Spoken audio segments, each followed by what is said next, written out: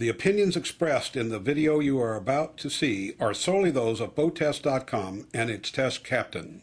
Hi, Captain Steve for BoatTest.com, and today I'm on the Intrepid 475 Sport Yacht. I'm going to put it through a full test and performance evaluation. And joining me on this test, Mark Beaver, COO of Intrepid Powerboats. Mark, tell me, why did you make the 475 Sport Yacht?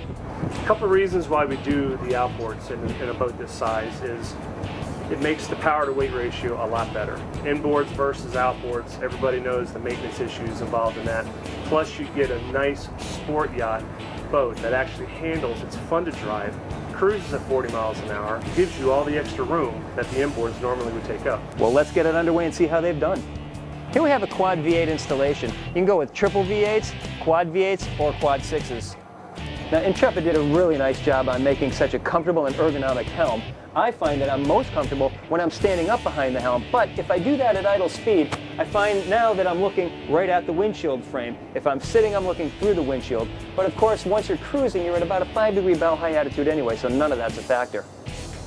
A lot of things I like about this helm, starting with the elongated air conditioning vents. 24,000 BTUs of air conditioning will keep you nice and cozy. Plenty of open real estate for two 15-inch displays to either side of the Yamaha multifunction displays.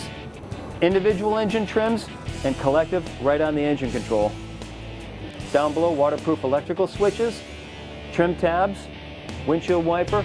Over to the left-hand side, your generator start and stop and your windlass control right next to your bow thruster control. And look at this. By removing 3 bolts, the entire console will hinge aft to make installation of electronics a breeze. There are electrical controls for moving the seat forward and aft, as well as up and down, and look at this, it even reclines for additional comfort. Our Intrepid 475 Sport Yacht had a length overall of 47 feet 6 inches and a beam of 13 feet 8 inches. With an empty weight of 21,500 pounds, 300 gallons of fuel, and 2 people on board, we had a test weight of 24,500 pounds. Her 4 350 horsepower Yamaha 4-stroke V8s reached a max RPM of 5,900.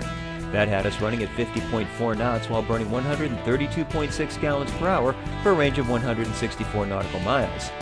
Best cruise came in at 4,000 RPM and 32.4 knots, where we had a 54.1 gallon per hour fuel burn, which resulted in a range of 259 nautical miles.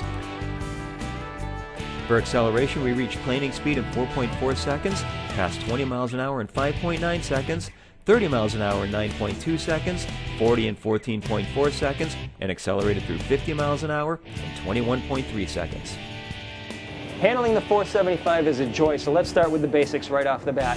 When you get up on plane, you start bringing the trim up. Use the collective trim, and you won't notice any change in the attitude of the boat or in the spray coming out from the sides, but you will notice a boost in speed. When accelerating the 475 Sport Yacht, I measured about a 10-degree bow rise, but because Intrepid was thoughtful enough to create the raised helm, I lost no sight of the horizon at all through the acceleration curve.